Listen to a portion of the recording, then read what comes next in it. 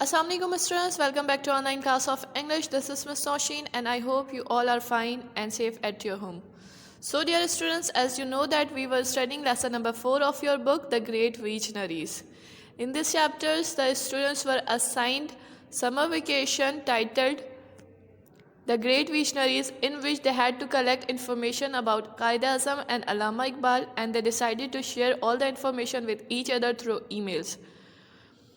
اس chapter میں students کو ایک ہوم ورک ملا تھا، سمر ویکیشن ورک ملا تھا، جس میں انہیں قائد اعظم اور علامہ اقبال کے بارے میں انفارمیشن کلیکٹ کرنی تھی، اور اسٹوڈنٹس نے یہ ڈیسائیڈ کیا تھا کہ وہ تمام انفارمیشن ایک دوسرے کے ساتھ ای میل کے تھرو شیئر کریں گے. And we have discuss their emails about Quaid Azam, اور قائد اعظم کے بارے میں ان کی جو بھی ای میل تھی وہ ہم ڈسکس کر چکے ہیں، پڑھ چکے ہیں. Now here is email about Allama Iqbal, اور اب ایک ای میل ہے علامہ اقبال کے بارے میں.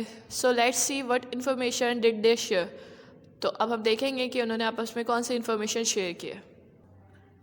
سو دس ای میل از فرام لبنہ، اور یہ ای میل جو ہے لبنہ نے لکھی ہے ٹو فرحین، ہما اینڈ طاہرہ. یہ ای میل جو ہے لبنہ نے لکھی ہے فرحین کو، ہما کو اور طاہرہ کو. Dear Fareen, now that my cousin's wedding is over. Dear Fareen, اب میری کزن کی شادی ختم ہو چکی ہے. I have manage to find the following information about the poet of the east. اور اب میں شاعر مشرق کے بارے میں یہ تمام انفارمیشن کلیکٹ کر سکی ہوں. پرسنالٹی اینڈ اچیومنٹس، شخصیت اور کامیابیاں.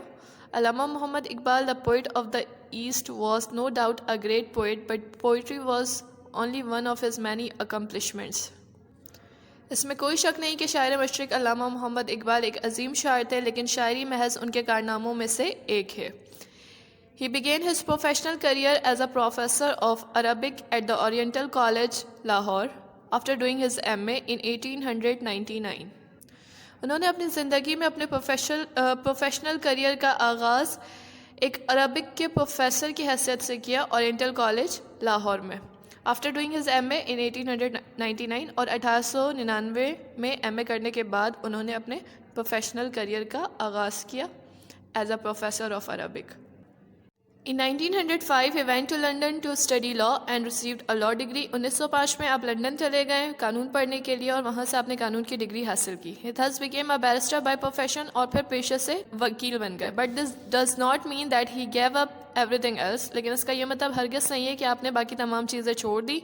This versatile person continued his quest for knowledge in various fields, and in 1908 he was awarded a PhD degree by the Munich University in Germany for his work on Persian philosophy.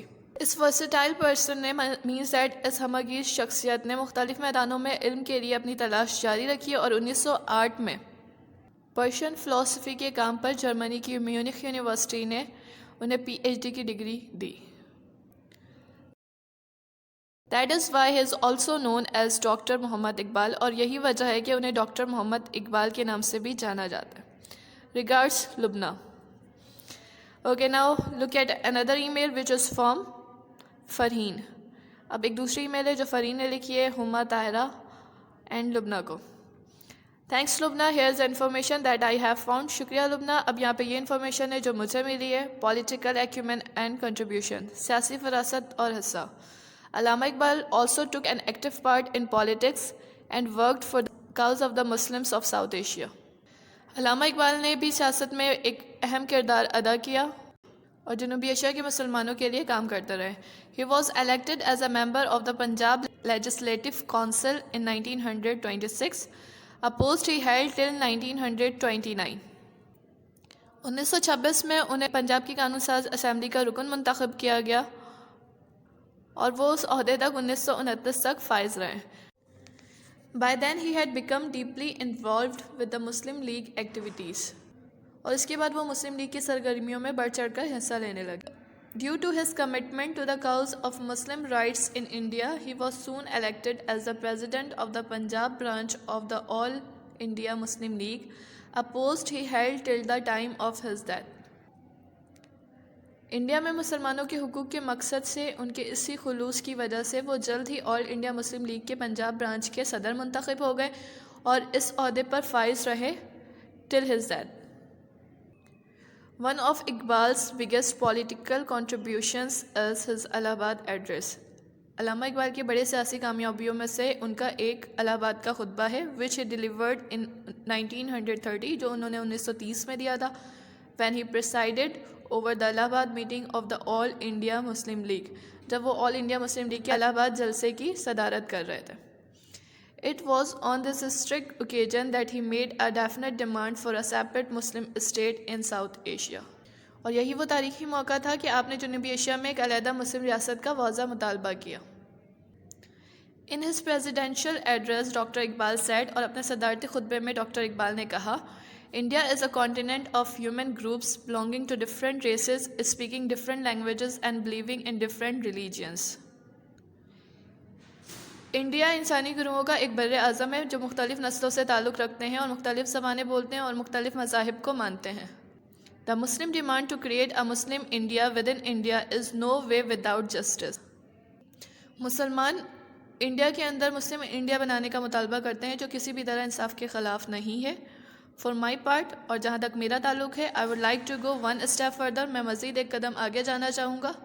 I would like to see the Punjab, Northwest Frontier Province, Sindh and Balochistan unite under a single Muslim state. میں پنجاب، شمال مغربی سرحدی صوبہ سندھ اور بلوچستان کو ایک واحد مسلم ریاست کے تحت متحد دیکھنا چاہوں گا.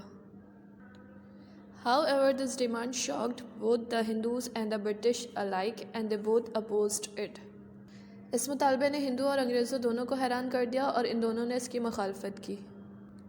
This demand for a separate state for Muslims took such firm root that at its meeting in Lahore on March 23, 1940, the Muslim League passed a resolution demanding a separate state for the Muslims of India. مسلمانوں کے لیے ایک علیحدہ ریاست کے مطالبے نے ایک ایسی مضبوط جڑ پکڑی کہ 23 مارچ 1940 کو لاہور میں ہونے والے اپنے اجلاس میں مسلم لیگ نے قرارداد منظور کی جس میں انڈیا کے مسلمانوں کے لیے ایک علیحدہ ریاست کا مطالبہ کیا گیا.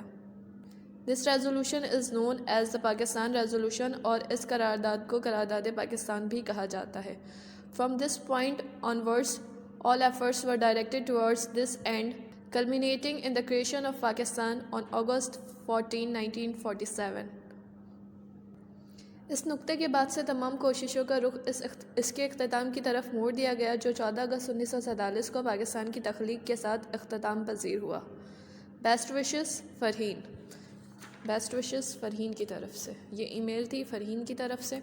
Now we have the last email which is from Tahira to ہما فرحین and لبنہ. اب ہمارے پاس ایک لاسٹ ای میل ہے طاہرہ نے لکھی ہے ہما فرحین اور لبنہ کو. Moreover, he had clear ideas about what Muslims should do. مزید یہ کہ ان کی سوچ واضح تھی کہ مسلمانوں کو کیا کرنا چاہیے. Aspirations for Muslims. مسلمانوں کے لیے کامیابی کا جذبہ. لبنہ and Farheen, both of you have collected the excellent information about علامہ اقبال. لبنہ اور فرحین تم دونوں نے علامہ اقبال کے بارے میں بہترین معلومات جمع کی ہیں. While we all know what the قائد-اعظم did, ہم سب جانتے ہیں کہ قائد-اعظم نے کیا کیا. We often do not exactly recall the role of Allama Iqbal in the creation. لیکن ہم اکثر تخلیق پاکستان میں علامہ اقبال کے کردار کو اس طرح یاد نہیں کرتے. علامہ اقبال died in 1938. علامہ اقبال 1938 میں وفات پا گئے. 9 years before the creation of Pakistan. Pakistan کی تخلیق سے یعنی پاکستان کے بننے سے 9 سال پہلے. But he played a major role in its creation. لیکن انہوں نے اس کی تخلیق میں ایک اہم کردار ادا کیا by planting the seeds of a separate state for the Muslims of India in people's minds. لیکن لوگوں کے ذہنوں میں انڈیا کے مسلمانوں کے لیے ایک علیحدہ ریاست کا بیج بو کر انہوں نے اس کی تخلیق میں ایک اہم کردار ادا کیا. Quaid Azam praised Iqbal's role in message on his death. Quaid Azam نے علامہ اقبال کے وفات کے موقع پر ایک میسج میں ان کے کردار کی تعریف کی. To me he was a friend. میرے لیے وہ ایک دوست تھے, گائیڈ, رہنما and philosopher اور ایک فلسفی. And during the darkest moments through which the Muslim League had to go, he stood like a rock. اور مسلم لیگ کو جن تاریک لمحوں میں سے گزرنا پڑا وہ ان میں ایک چٹان کی طرح کھڑے رہے. علامہ Iqbal had a great love for Islam. علامہ اقبال اسلام سے انتہائی محبت رکھتے تھے. He always advised the Muslims to remain true to their faith. اور انہوں نے ہمیشہ مسلمانوں کو اپنے دین سے پرخلوص رہنے کا مشورہ دیا. and to practice it in letter and spirit. اور سختی سے اس پہ عمل کرنے کی تلقین کی. In his الہ آباد address he said, اور اپنے الہ آباد کے خطبے میں آپ نے کہا, I have learned one lesson from the history of Muslims. میں نے مسلمانوں کی تاریخ سے ایک سبق سیکھا ہے.